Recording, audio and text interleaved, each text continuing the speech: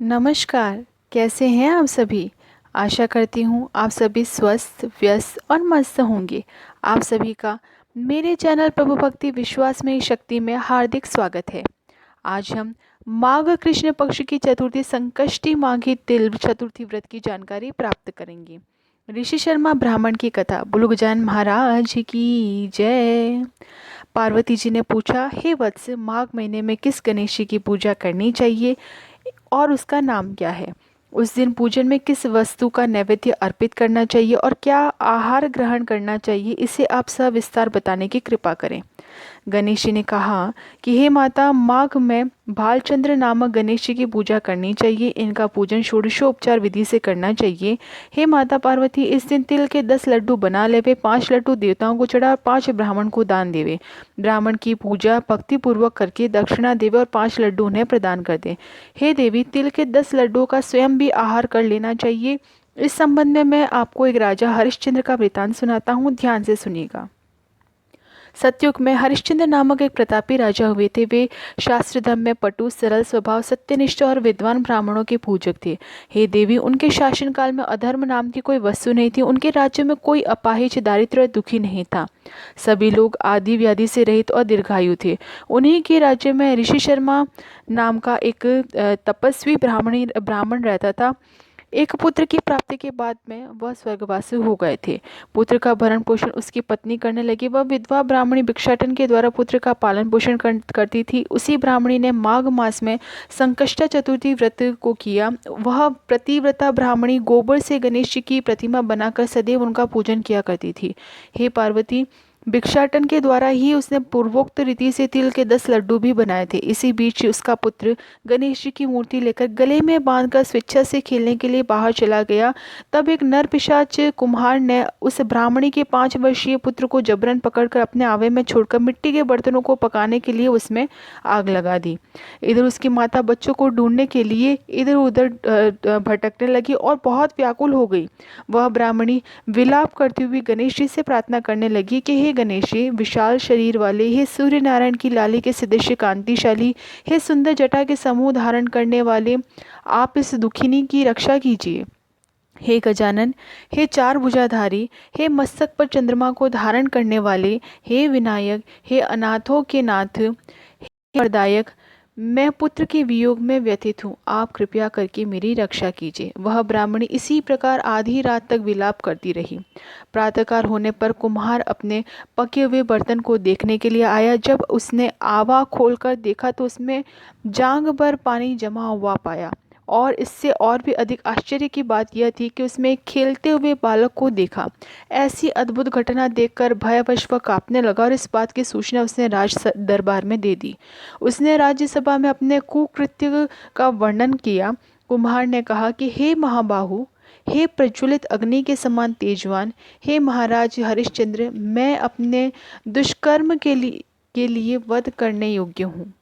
उसने आगे कहा कि हे महाराज, कन्या के विवाह के लिए मैंने कई बार मिट्टी के बर्तन पकाने के लिए आवा लगाया, परंतु मेरे बर्तन कभी भी नहीं पके, वे सदैव कच्चे ही रह जाते थे। तब मैंने भयभीत होकर के एक तांत्रिक से इसका कारण पूछा। उसने कहा कि तुम चुपचाप किसी लड़के को तुम बलि दे दो, तुम्हारा आवा पक जाएगा। मैंने सोचा कि मैं किसकी बलि दूं, किसके बालक की बलि दूं। जिसे बालक की बलि दूंगा वह मुझे क्यों कर जीवित छोड़ेगा। इसी भय से हे महाराज, मैंने यह दृढ़ निश्चय किया कि इसे ही बैठाकर आग लगा दूंगा। मैंने अपनी पत्नी से परामर्श किया तो ऋषि शर्मा ब्राह्मण तो मृत हो गए हैं, उसकी विधवा पत्नी भीख मांगकर ही गुजारा करती है। अरे वह लड़के को लेकर क्या करेगी। मैं यदि उसके पुत्र की बलि दे दूं तो मेरे बर्तन भी पक जाएंगे और मैं इस जघन्य कर्म को करके रात को निश्चिंत होकर सो गया। प्रातःकाल जब मैंने आवा खोलकर देखा तो क्या देखता हूँ कि उस लड़के को जिस स्थिति में मैं बैठा कर गया था वह उसी स्थिति में निर्भय भाव से बैठा है, जांग भर पानी भरा हुआ है। इस भयावह दृश्य से मैं कांप उठा हूँ। इसकी सूचना देने के लिए मैं आपके पास आया हूँ। कुम्हार की बात सुनकर राजा बहुत ही विस्मित हो गया और लड़के को देखने के लिए आया। बालक को प्रसन्नता पूर्वक देख खेलते हुए देख करके राजा ने मंत्री से कहा कि यह किस प्रकार की घटना है, यह किसका लड़का है, यह बात पता लगाओ। इस आवे में जांग पर जल आया तो आया कहाँ से? इसमें कमल के फूल कहाँ से खिल गए? इस दरिद्र कुमार के आवे में वैदुर्य मणि के समान हरी हरी दूब उग गई है। बालक न तो आग की जलन हो रही है और ना ही भूख और प्यास लगी है उसे। यह आवे में भी वैसे ही खेल रहा है मानो जैसे घर में खेल रहा हो।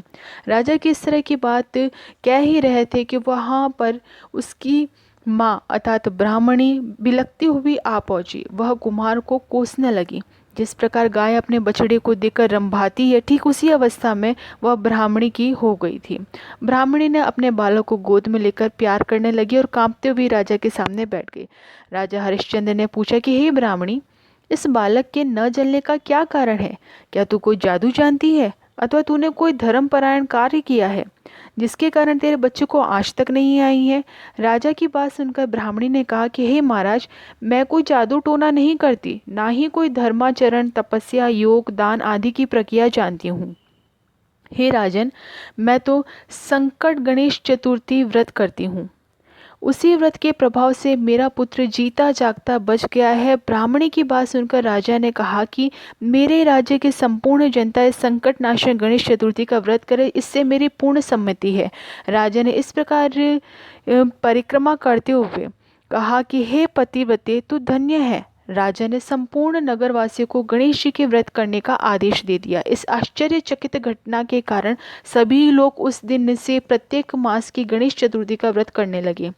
इस व्रत के प्रभाव से उस ब्राह्मणी ने अपने पुत्र को पुनः जीवित पाया और वापस उसके पुत्र को जीवन मिल गया। इतना कहने के बाद श्री कृष्ण भगवान ने कहा कि हे युधिष्ठिर, आप भी इस सर्वोत्तम व्रत को कीजिए। इस व्रत के प्रभाव से आपकी सभी मनोकामनाएं पूर्ण होगी।